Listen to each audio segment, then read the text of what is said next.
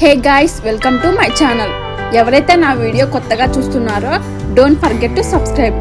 One more vlog వచ్చేసి మేము Bhadrachalam to పన్నశాల వెళ్తున్నప్పుడు దారిలో అయితే ద్వాదశ జ్యోతిర్లింగ క్షేత్రం కనిపించింది. ఈ టెంపుల్ భద్రాచలంలో నర్సాపురం అనే విలేజ్ దగ్గర ఉంది. భద్రాచలం టు పన్నశాల వెళ్లే దారిలో కనిపిస్తుంది. సో మేము పన్నశాల నుండి రిటర్న్ వచ్చేటప్పుడు విజిట్ చేసాం. ఈ టెంపుల్ కి ముందు సుబ్రహ్మణ్య స్వామి విగ్రహం అయితే కనిపిస్తుంది. ఈ స్టాచ్యూ సేమ్ మలేసియాలో ఉన్న మురుగన్ స్టాచ్యూ లానే ఉంది. అక్కడైతే 42.7 మీటర్స్ హైట్ ఉంటుంది. ఈ టెంపుల్ ని మినీ అరుణాచలం అని కూడా అంటారు.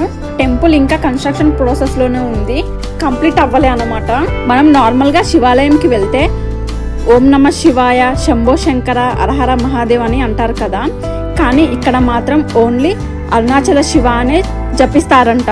ఎందుకంటే అరుణాచలంలో గిరి ప్రదక్షిణ చేసేటప్పుడు ఏవైతే జ్యోతిర్లింగాలు దర్శనం చేసుకుంటామో, సో ఇక్కడ కూడా సేమ్ అలానే యాజ్ ఇట్ ఈస్ జ్యోతిర్లింగాలను అయితే స్థాపించారు. సో అందుకే చిన్న అరుణాచలం అని నేమ్ వచ్చింది. ఇక విఘ్నాలు తొలగించే విఘ్నేశ్వరుని ముందుగా దర్శనం చేసుకున్నాం. తర్వాత ఇంద్రలింగం, గిరి ప్రదక్షిణలో ఫస్ట్ లింగం ఇంద్రలింగం అన్నమాట. శివాలయంకి వెళ్ళినప్పుడు నందీశ్వరుని చెవిలో మన కోరికలు చెప్పాలి. నందీశ్వరుడు శివునికి మనకి మధ్యలో వారధిలాగా ఉండి అవి శివయ్యకి చేర్చుతాడని హిందువులకి ఒక నమ్మకం.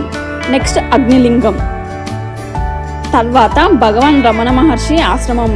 ఇక్కడ ఏం రాసిందంటే, కర్మ వారి వారి ప్రబుద్ధానుసారం జీవులను ఆడించును, జరగనిది ఎవరెంత యత్నించునయును జరగదు, జరుగునది ఎవరెంత ఎడ్డు పెట్టినా జరుగునే జరుగును, ఇది సత్యము గనుక మౌనంగా ఉండటం ఉత్తమము అని రమణ మహర్షి కొటేషన్ అన్నమాట.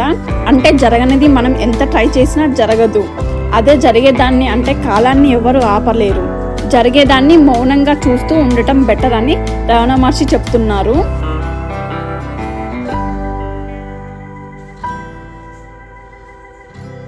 నెక్స్ట్ గిరి ప్రదక్షిణలో మనకి దర్శనం ఇచ్చే మూడో లింగం యమలింగం. దీనిని మృత్యుదేవుడైన యమ భగవానుడు అరుణాచలంలో ప్రతిష్ఠించాడని అంటారు. నెక్స్ట్ నైరుతి లింగం.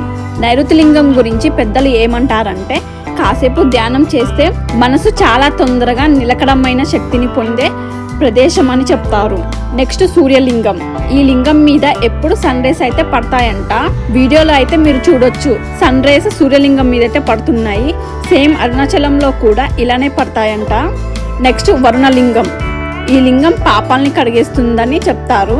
వరుణదేవుడు పాపాలను పోగొట్టుకునేందుకు 1000 సంవత్సరాలు అరుణాచలంలో శివునికి తపస్సు చేశారంట. సో ఇది అరుణామలయ ఆలయం, ఇంకా కన్స్ట్రక్షన్ కంప్లీట్ అవ్వలే. నెక్స్ట్ వాయులింగం. కేతువు ఈ లింగానికి అధిపతి. ఇది నార్త్ వెస్ట్ డైరెక్షన్ లో ఉంటది. ఈ లింగం శివుని శ్వాసతో ఏకమై ఉంటుంది అని చెప్తారు. నెక్స్ట్ చంద్రలింగం. ఈ లింగాన్ని దర్శించుకుంటే ముక్తి అనేది దొరుకుతుంది.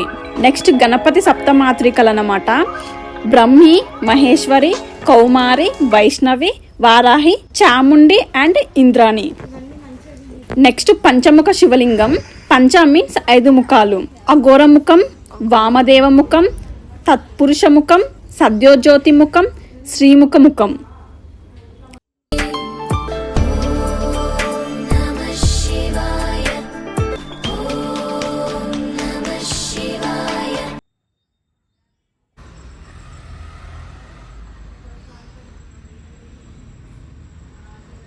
తర్వాత వెంకటేశ్వర స్వామిది చిన్న విగ్రహం అయితే స్థాపించారు. ఇక్కడ ఎదురుగా వెంకటేశ్వర స్వామి వాహనం గరుడు ఉన్నాడు. తర్వాత అద్దాల మండపం. స్వామివారి కళ్యాణం అయ్యాక అలా మండపంలోనే సేద తీరుతారంట. నెక్స్ట్ అర్ధనారీశ్వర లింగం అన్నమాట.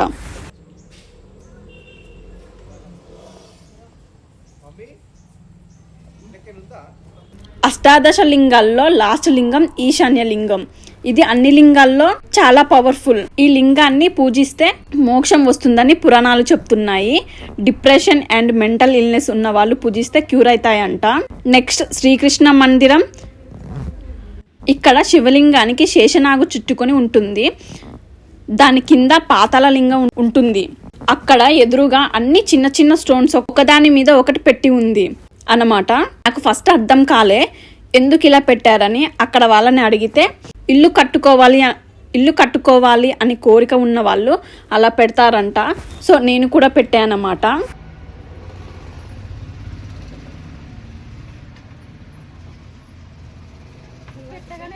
నెక్స్ట్ శ్రీచక్రలింగం. ఈ లింగంలో 16 మంది దేవుళ్ళు కొలువై ఉంటారంట. మహాలక్ష్మీదేవి, విష్ణుమూర్తి, మహేంద్ర స్వామి, అలానే చాలామంది శ్రీచక్రాన్ని ఇంట్లో కూడా పెట్టుకొని పూజిస్తారు. ఇది రుద్రాక్ష చెట్టు. నేను ఎప్పుడూ కూడా చూడలేదు, ఇది ఫస్ట్ టైం చూసాను అన్నమాట. ఈ చెట్టుకే రుద్రాక్షలు కాస్తాయి.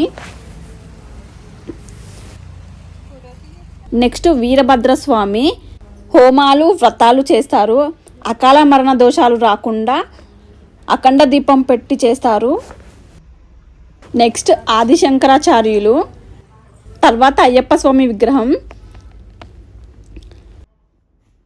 షిరిడి సాయిబాబా, అలాగే దత్తాత్రేయ స్వామి అండ్ వెంకయ్య స్వామి. ఇక గిరి ప్రదక్షిణ అయ్యాక మళ్ళీ 12 జ్యోతిర్లింగాలను అయితే స్థాపించారు. అవి ఆల్ ఓవర్ ఇండియాలో ఎక్కడెక్కడ ఉంటాయో చూద్దాం. సోమనాథ్ జ్యోతిర్లింగం గుజరాత్లో ఉంది. ఈ జ్యోతిర్లింగాన్ని చంద్రదేవుడు స్థాపించారు. సెకండ్ లింగం మహాకాళేశ్వర్ లింగం. ఇది మధ్యప్రదేశ్లోని ఉజ్జయినిలో ఉంది. ఈ లింగం స్వయంభుగా ఉద్భవించింది. అలాగే ఇండియాలోని దక్షిణాభిముఖంగా ఉన్న ఏకైక శివలింగం అన్నమాట. ఇక మూడవది మల్లికార్జున లింగం. దీన్ని దక్షిణ కైలాష్ అని కూడా అంటారు. ఈ టెంపుల్ ఆంధ్రప్రదేశ్లోని కృష్ణా రివర్ పక్కన శ్రీశైలం పర్వతం మీద ఉంటుంది. ఇక్కడ ఒక ప్రత్యేకత ఉంది.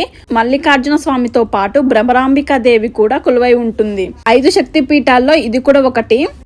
నాలుగవది ఓంకారేశ్వర జ్యోతిర్లింగం. మధ్యప్రదేశ్లోని నర్మదా రివర్ పై ఓంకార రూపంలో ఉన్న దేవిపై ఉంది. శివుడు లింగాన్ని 2 భాగాలుగా విభజించారు.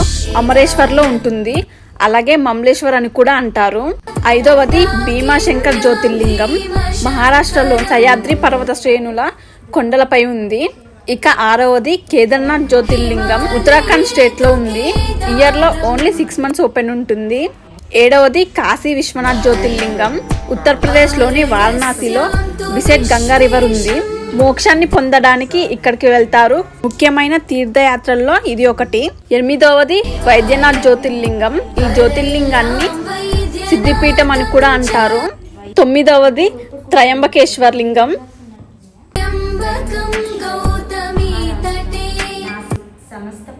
గోదావరి రివర్ మొదలయ్యే ప్లేస్ లో ఉంది. ఇక్కడ చిన్న చిన్న లింగాలు, బ్రహ్మ, విష్ణు, మహేశ్వర చిహ్నాలు. 10వది నాగేశ్వర్ జ్యోతిర్లింగం. ద్వారక అనే దట్టమైన ఈ టెంపుల్ ఉంటుంది. 11వది రామేశ్వర్ జ్యోతిర్లింగం. ఈ జ్యోతిర్లింగం తమిళనాడులో ఉంది. పురాణాల ప్రకారం ఇది ఓల్డెస్ట్ లింగం అన్నమాట. ఇక లాస్ట్ జ్యోతిర్లింగం 12వది కృష్ణేశ్వర లింగం. మహారాష్ట్రలో ఉంది. ఇండియాలో ఉన్న 12 జ్యోతిర్లింగాలు కూడా ఇక్కడ స్థాపించారు. ఇక ఈ 12 లింగాల దర్శనం అయ్యాక గర్భగుడిలోకి ఎంటర్ అవ్వాలన్నమాట. ఇక ఈ టెంపుల్ స్పెషాలిటీ ఏంటంటే గర్భగుడిలోకి కూడా వెళ్ళి మనం ఓన్గా అభిషేకం అయితే చేసుకోవచ్చు.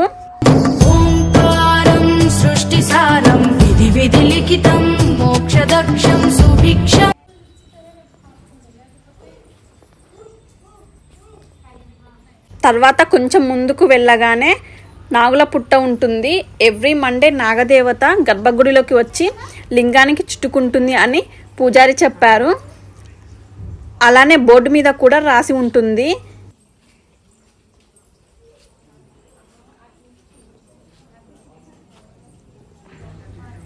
ఇదే అన్నమాట నాగుల పుట్ట. కానీ ఇక్కడ పాలు పోయడం, ఎగ్స్ పెట్టడం అయితే చేయరంట. ఎందుకంటే నాగదేవత వస్తూ ఉంటుందనేసి.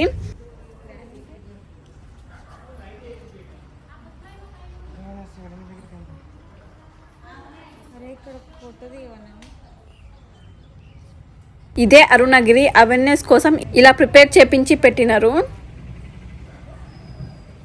ధ్వజస్తంభం పక్కన నవగ్రహాలు అయితే ప్రతిష్ఠించారు.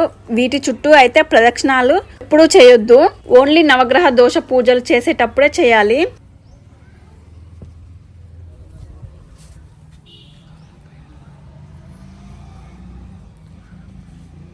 అలా బయటికి రాగానే బిల్వపత్రం వృక్షాలు ఉన్నాయి. ఇది ఫ్రెండ్స్ టుడే వ్లాగ్. మీకు నచ్చినట్టయితే ఒక లైక్ చేయండి, సబ్స్క్రైబ్ చేసుకోండి, అలాగే షేర్ చేయండి.